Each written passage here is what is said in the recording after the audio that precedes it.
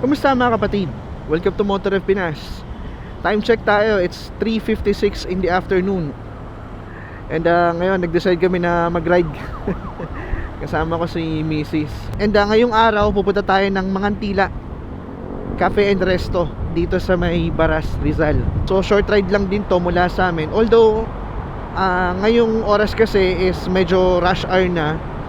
So it can take around more or less 2 oras. So ngayon nandito pa tayo sa Quezon City. I expect heavy traffic. Pero handa tayo dyan kasi motor naman dala natin. So let's go mga kapatid. And tingnan natin anong meron doon sa Mangantila Cafe and Resto dito sa Baras, Rizal. Let's go.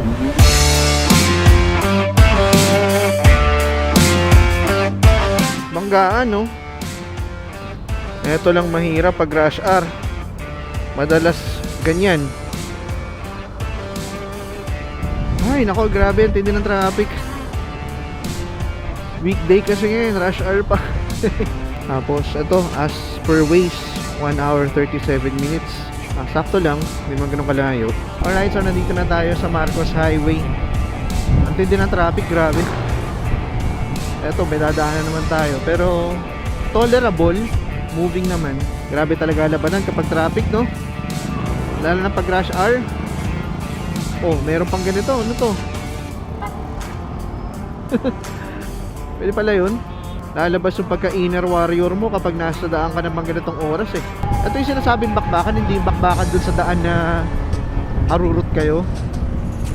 Para sa akin ito yung bakbakan, yung mga traffic. Ay, may parte naman ng mga maluluwag. So, mas okay.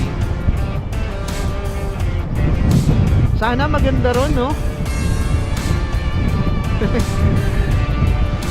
Expected ko maganda yung lugar. Yung mga reviews medyo neutral.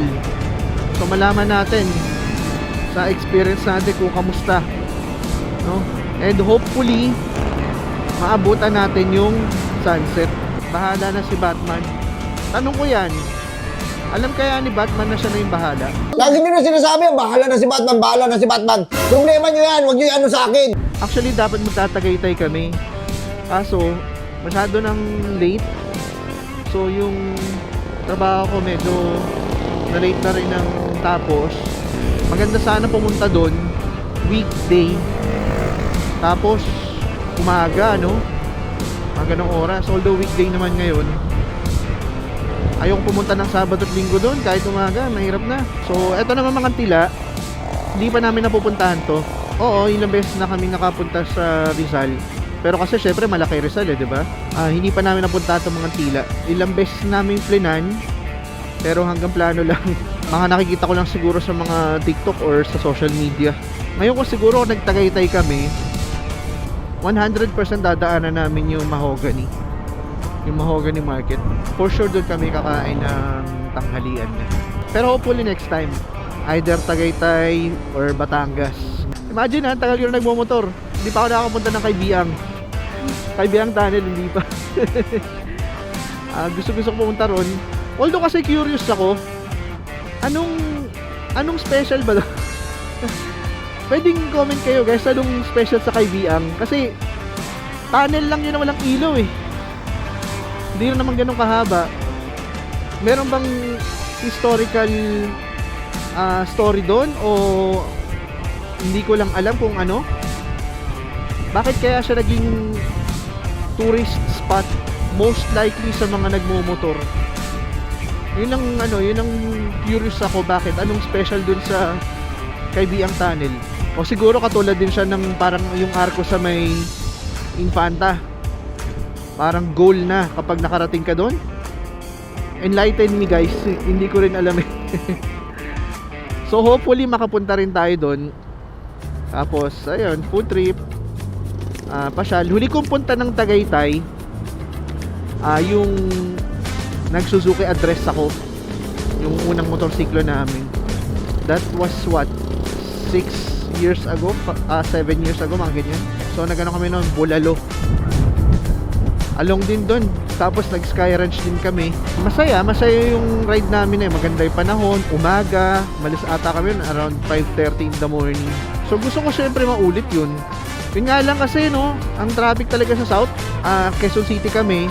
Yan, dadaanan namin Roas Boulevard, mga papuntang Las Piñas, Parañaque.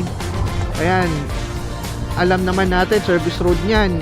Actually, kahit hindi service road eh, ang traffic talaga dyan, lalo na kapag weekday or rush hour. So okay, it's a little more than 1 hour remaining sa ating biyahe. Nalagpasan na ata na ito to. Nalagpasan na natin yung mga pula-pula ng traffic according to Waze. So time check, it's 5:16 in the afternoon. Wala, abot pa tayo na sunset. Biyahe pa natin 52 minutes as per Waze, 6:08 in the evening. Gabi na yan. Pagdating natin doon, bahala na. Chill ride lang tayo. Ang lamig. Ang lamig. Kanan na tayo. Ito pala yung sa may Bria. Okay. 4.7 kilometers papunta ng Baras. So kumana tayo sa Pinugay Road. Nadaanan na namin to eh nung vlog ko dun sa may Isaw House. Ito yung zigzag zigs. Napit-napit na naman. Dahan-dahan ka lang talaga dito. Daming sharp curves. Ang dami yung sharp curves. So di ka pwede masyado magmabilis dito. Guys, recommend nga kayo ng magandang shocks. Gusto ko na mapalitan yung rear shocks ko. Yung hindi naman budget friendly, pero alam mong justifiable, o yung alam mong for the price, sulit, tsaka maganda. Sabi sa akin, race power, o kaya RCB, o kaya YSS. Ito, Baras. Saan yung Bria? Dito tayo, kaliwa.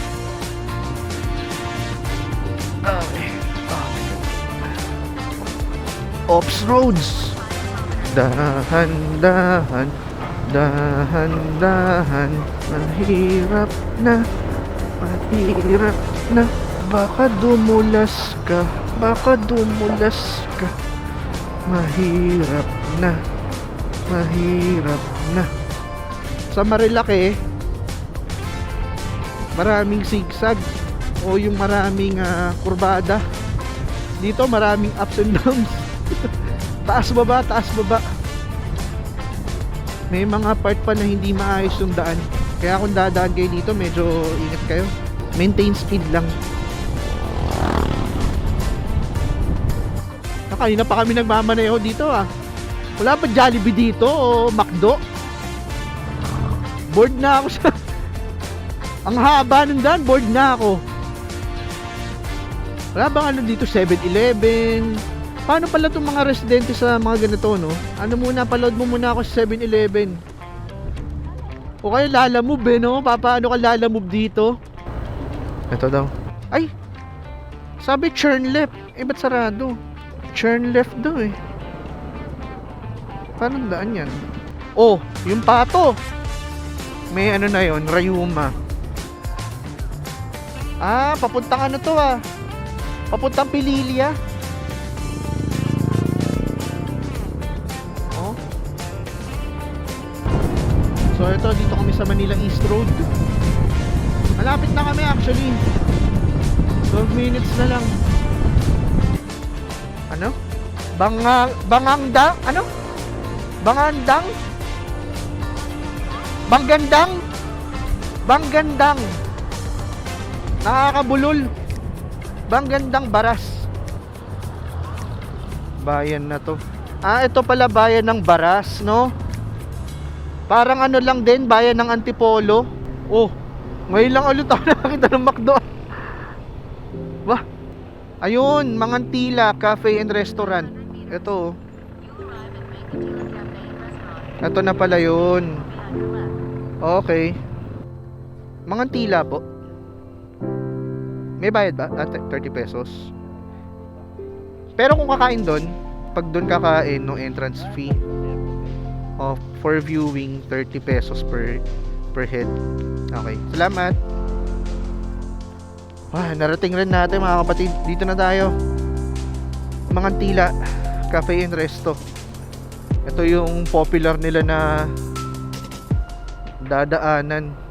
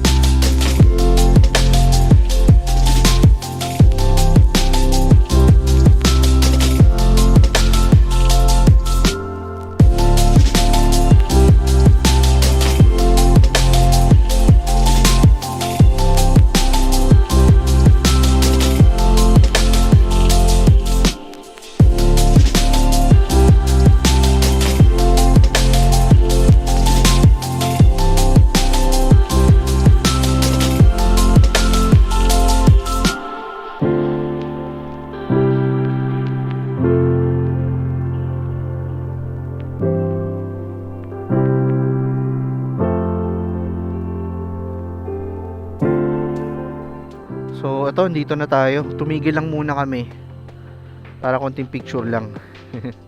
Wala, hindi na namin inabutan yung sunset sayang. Pero maganda rito, ito yung, if I'm not mistaken, ano to man-made nila na mga position ng mga puno. Usually ginagawa yan sa mga Baguio, kaya mga Aurora, yun, mga man-made forest. Ang daming spikes.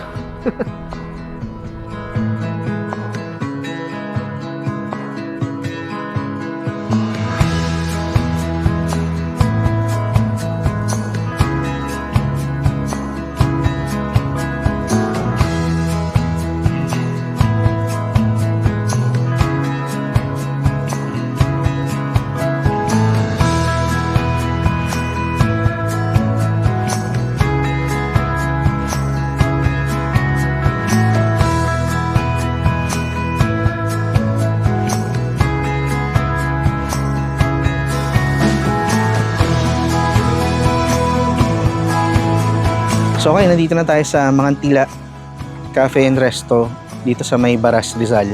Yung pinuntahan natin, medyo nahirapan tayo kasi una traffic and at the same time yung mga dinaanan natin talagang ups and downs. Pero pag lumagpas or lumabas ka na doon sa may main road papunta ng Baras, smooth na. Tapos sa daanan natin kanina yung kanilang entrance, yung parang man-made forest nila. Yung picture kami doon. Ngayon, itong area na to, parang puro floating bridges na ang pinakapundasyon niya is puro kawayan. So, kung pupunta kayo dito, medyo dahan-dahan lang kayo kasi may mga parts dito na nakaangat na yung pako or medyo maluwag na yung mga tatapakan na area. Hindi naman lahat, pero be cautious lang if ever. Mas maganda siya pag gabi. Mas ma-appreciate mo, mahangin. Lalo na yung mga ilaw dito, mas ma-appreciate mo siya. Although yes, ma-appreciate mo rin siya kapag umaga. Pero for me, mas maganda siya kapag gabi. Kasi well lit o maliwanag yung area dito sa Mangantila.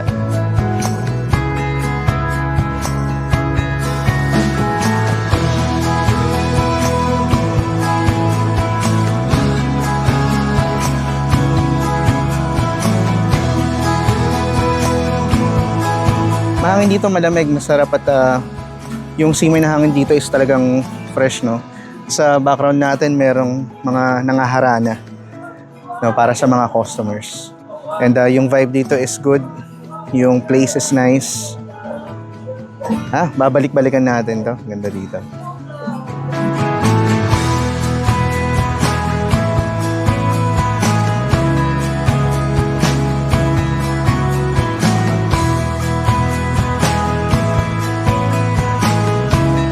Alright, so mga tila, maganda rito. Presko ang hangin and malaki yung lugar. Lalo na sa parking, napakaluwag. And nag-enjoy tayo, lalo na yung hangin bridge nila dito sa may gilid ng Mangantila.